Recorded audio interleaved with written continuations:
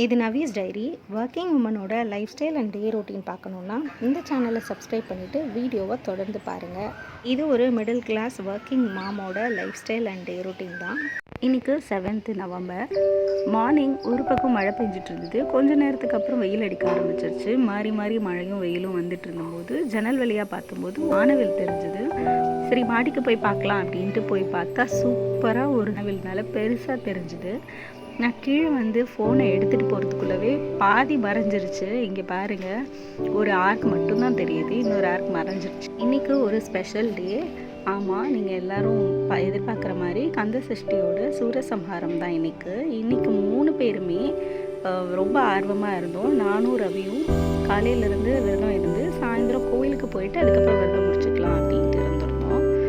நாங்கள் சாயந்தரம் பக்கத்தில் இருந்த தேனுபுரீஸ்வரர் கோயிலுக்கு போயிருந்தோம்.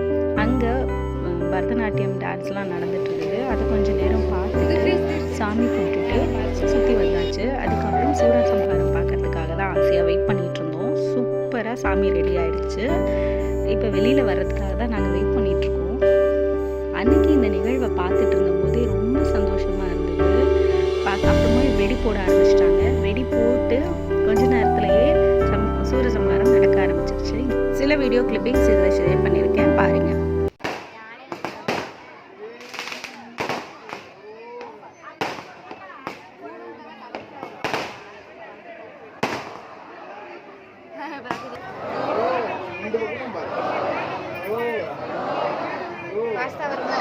இப்போ தெரியுது சாமி நல்லா.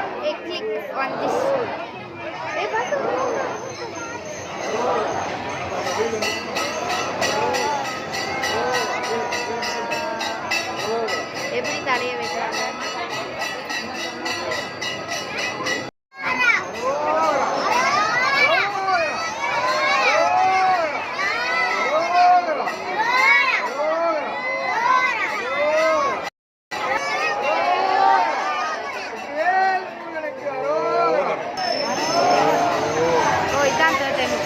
இப்படி போகுது. யாரை அட்டாக் பண்ண போகிறோமோ அவங்கள பார்க்காம சுற்றி போய்